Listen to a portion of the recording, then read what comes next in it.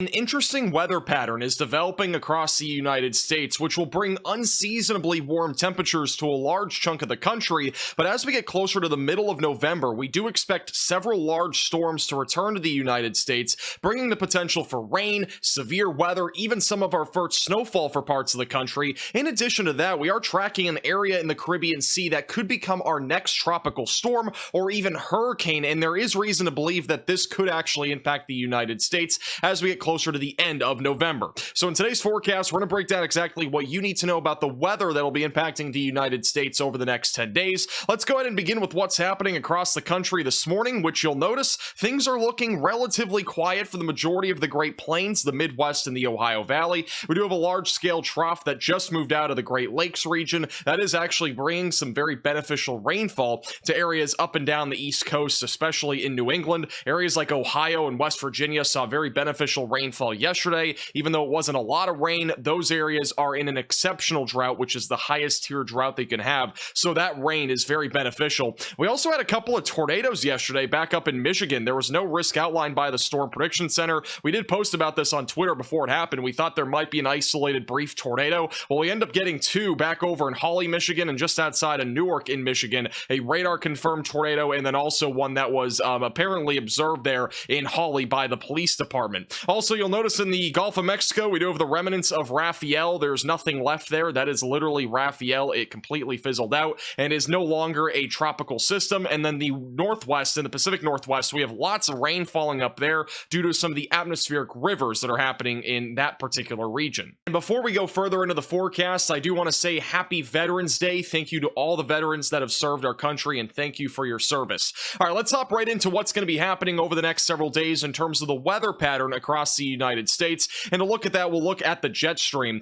Right now, the jet stream is mostly zonal, so really we're not seeing any big dips in the jet stream that would indicate some sort of large-scale weather event occurring. The only two areas that's even reminiscent in is back over in the Northeast, which that's the exiting trough that is moving out of the United States, and then the other one that's back over in the Pacific Northwest, but that's not really coming towards the Great Plains or the Midwest, at least for now. As we get closer to the middle of the week, we are going to see a piece of that move across parts of the northern plains, and you'll see it is going to exist back up in the northern plains. So we are eventually going to see some showers and maybe even some thunderstorms back over in the Midwest in the Ohio Valley on Wednesday and Thursday. So a little clipper system, but again, I'm not expecting anything significant out of that. I think really our next big storm is going to be this upcoming weekend. That's around Saturday or Sunday or so. We are going to have a very strong jet stream across the Great Plains and then back into the Midwest. Look at this right here. That little orange area that you can see there, that is actually a jet streak, which is where the highest winds essentially are located in a jet stream. And we are probably going to see a pretty good amount of turbulence here as we go into Saturday into Sunday for any aircraft that are flying either north or south in this particular region. So it's just something to look at if you're back over in this part of the country, perhaps on Saturday or Sunday. But obviously, this is going to bring some weather impacts as well closer to the ground. I think we're going to see some severe weather out of this, maybe even some snowfall. And then in addition to that, I do think we're going to have a potential for a lot of beneficial rainfall right around November 16th and 17th. Eventually, by the following week, that's when things do become a lot more uncertain. However, the GFS model does show a huge trough developing, and I don't know if this is really going to happen. I mean, this would be crazy if we had a trough that was this large and it was a massive bowling ball. Essentially, that's what this is. And we might see something like this, but again, this is well over 200 hours out from now, and there isn't a whole lot of skill in forecasting something like this that far out, but it is going to be something to watch for, I think, as we get closer to around November 18th to 20th. So again, that's still a little over 7 days out from now. All right, let's put this into more simplistic terms, kind of give you an idea of what will be happening here over the next several days, beginning with Tuesday into Wednesday. That is when we're going to start to see a trough move across the Great Plains. That'll bring some showers and maybe even some thunderstorms across the Central Plains and back into the Midwest. I could see there being a localized area of maybe severe weather Wednesday somewhere in the Ohio Valley, but I don't think it's going to be anything too concerning. As we go eventually into late Wednesday, Thursday, and into early Friday, that trough will fizzle out before it ever makes it to New England. Eventually by Friday into Saturday, high pressure will dominate the entire eastern tier of the United States. By the way, that's not really anything new. That's been pretty much the trend this entire fall so far, especially in the southeast. As we go into late Saturday into Sunday, that is when we might see another little clipper system develop back over in the upper Midwest. But again, notice, really for the next 5 to 7 days, most areas are not going to see anything significant in terms of weather, which is good news. But I do think that'll change again as we go into next week. So again, a little over 7 days out from now, that trough eventually moves into New England, and then this is when we could see a large-scale low-pressure system develop in the central and southern plains, and this would be the kind of system that could bring the potential for a winter storm, the potential for severe weather, and maybe even some flooding rainfall. Again, this is still about 7 to 8 days out, so there's a lot of uncertainty here, but I do think our next big storm is going to be sometime at the very tail end of this upcoming weekend and then into the following week. Right now, the GFS model showing a potential for some very heavy snowfall, potentially even a cold blast across a large chunk of the Great Plains, and then in addition to that, we could see some winter storm conditions in the central and northern plains and maybe even the Midwest. But again, it's still very far out. We don't exactly know what's going to happen here since it's still over 7 days out from now. This is the latest drought outlook across the United States, and notice that basically everywhere is under some sort of drought, at least abnormally dry, but several areas at least in a moderate or severe drought. We do have several areas that are either in an extreme or an exceptional drought, and I'll circle basically every spot that's in that sort of level. Again, there are a lot of areas across the country that are in some level of a significant drought, especially areas in the northern Great Plains, back into the Ohio Valley, and also back into Texas and the Dixie Alley. A lot of areas desperately need rainfall. Now, granted, this does not account for what we've seen over the last 5 to 6 days.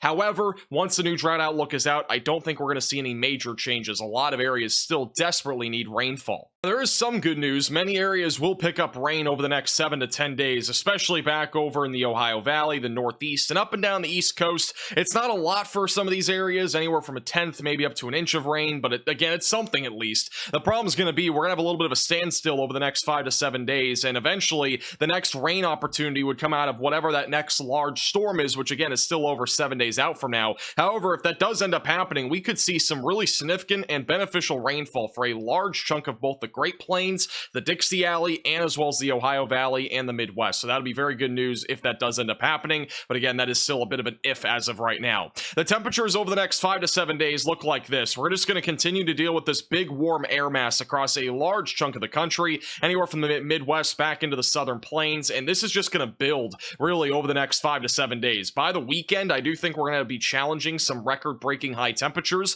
back over in parts of the central and southern plains and then back through the Midwest. And then eventually, as we go into next week, that is when things could change a lot. But again, it's going to depend on if we see that big storm around Tuesday or Wednesday of next week. Right now, the GFS model showing a full-blown cold blast across the Great Plains and the Rocky Mountains, maybe even an Arctic blast. But for the time being, again, this does remain a little bit uncertain. But if that does happen, it could linger for about 5 or even 6 days of next week. So definitely some good news if you're looking forward to winter weather. The Climate Prediction Center agrees with this particular forecast, indicating from Saturday of this upcoming weekend until Wednesday of next week, a high likelihood of above average temperatures anywhere east of the Rocky Mountains, and then west of the Rocky Mountains, we'll continue to see those atmospheric rivers, which will penetrate both rain and colder weather for the West Coast. Now, as we go into next week, we do think above average rainfall is likely across a large chunk of both the Great Plains, the Midwest, and the Ohio Valley, which is more than likely indicating that we are going to see some sort of large storm next week. Again, it's just a matter of what's exactly going to happen, and will we see a big winter storm? That all remains, again, a little bit uncertain for now. I can't believe I'm saying this, but we have another area of development in the Caribbean Sea over the next 7 to 10 days, and this one has a very good chance, in my opinion, of becoming our next hurricane. Not tropical storm, but I think this will become our next hurricane as we go into more than likely next week. Our next name is Sarah, and so for right now, this is another area to watch for in the Caribbean Sea. Now, where will this exactly go? I'll break it down in more detail in a moment, but there's a couple of scenarios, and one is going to be what happens next week in the United States. If we do get a large trough, that is going to bring a cold front more than likely very far down to the south into Florida. That would leave any tropical activity to stay out here in the Caribbean or maybe near Cuba, but Florida probably wouldn't see anything. If that large storm does not happen next week and things stay relatively quiet in Florida, we'll likely have a ridge off coast of Florida, and there is a pretty good chance that we could see a tropical storm go in the direction of Florida. So we need to watch this very closely. Again, there's nothing that's developed yet, but over the next 3 or 4 days, we should start to see our first development. This is the GEFS ensemble members, which again just shows you a bunch of computer models all in one graphic. This does indicate that we'll start to see some development around Wednesday or Thursday, and eventually by Friday into Saturday, we start to see an explosion of development. Most of these ensemble members bringing a hurricane in the direction of maybe Jamaica as we go into Saturday. By Sunday into Monday, they do split a little bit. For the most part, though, they are moving north towards Florida. Again, this is where they split a lot more, though. Some of them do bring this more towards Cuba, and then the majority of them right now bring this towards Florida. But again, we saw this last time with Rafael, for example, days in advance, and it ended up shifting pretty much in the last few days before it actually went anywhere. So just keep that in mind. This is a trend that obviously looks concerning right now, but this is still over 7 days out, and we definitely could see this change. But obviously a little concerning that almost 70 or 80% of these ensemble members bring this right into Florida. But again, it's going to depend, I think, a lot on what we end up seeing next week in terms of if we'll see a large storm in the United States and if that cold front does end up dipping all the way down into Florida. And as a reminder, we just released our new flying trampoline merchandise at shopmaxvelocity.net, which is the top link in the description below. We have t-shirts, iPhone cases, Samsung cases, mugs, magnets, and stickers all available right before Christmas, so make sure to go check it out at shopmaxvelocity.net, top link in the description below.